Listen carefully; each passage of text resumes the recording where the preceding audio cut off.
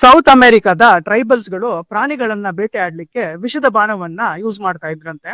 ಇದನ್ನ ಯುರೋಪಿಯನ್ಸ್ ನೋಡಿದಾಗ ಅವರಿಗೆ ಆಶ್ಚರ್ಯ, ಹೇಗ್ ಕೆಲಸ ಮಾಡುತ್ತೆ ಇದು, ಅದರ ಮಾಂಸವನ್ನ ತಿಂದ್ರೆ ಇವ್ರಿಗೆ ಏನು ಆಗಲ್ವಾ ಅಂತ. ಹೀಗಾಗಿ ಬೆಂಜಮಿನ್ ಕೋಲಿನ್ಸ್ ಅನ್ನೋ ವ್ಯಕ್ತಿ ಅದನ್ನ ಸ್ಟಡಿ ಮಾಡ್ತಾನೆ.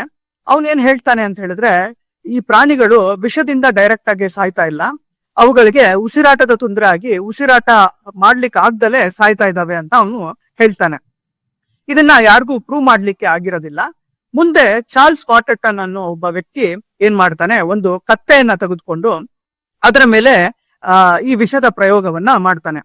ಕತ್ತೆಗೆ ಯಾವಾಗ ಉಸಿರಾಟದ ತೊಂದರೆ ಆಗುತ್ತೋ ಆವಾಗ ಆರ್ಟಿಫಿಷಿಯಲ್ ಆಗಿ ಅದರ ಉಸಿರಾಟವನ್ನ ಮೇಂಟೈನ್ ಮಾಡ್ತಾನೆ. ಸುಮಾರು ಗಂಟೆಗಳ ನಂತರ ಕತ್ತೆ ಮತ್ತೆ ಹುಷಾರಾಗುತ್ತೆ. ಈ ವಿಷಕ್ಕೆ ಕ್ಯುರೇರ್ ಅಂತ ಹೆಸರು ಕೊಡ್ತಾರೆ. ಇದನ್ನ ಮುಂದೆ ಮಸಲ್ ರಿಲ್ಯಾಕ್ಸೆಂಟ್ ಆಗಿ ಟೆಟನಸ್ ಮತ್ತು ಸ್ಟ್ರಿಕ್ನಿನ್ ಪಾಯ್ಸನಿಂಗ್ ಅಲ್ಲಿ ಕೂಡ ಯೂಸ್ ಮಾಡ್ತಾರೆ.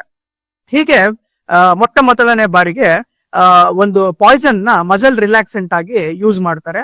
ಈಗಲೂ ಕೂಡ ಮಸಲ್ ರಿಲ್ಯಾಕ್ಸೆಂಟ್ ನ ಮಹತ್ವ ನಮ್ಮ ಅನೆಸ್ಥೇಷಿಯಾ, ಮಾಡರ್ನ್ ಅನೆಸ್ಥೇಷಿಯಾ ಅಲ್ಲಿ ತುಂಬಾ ಇದೆ.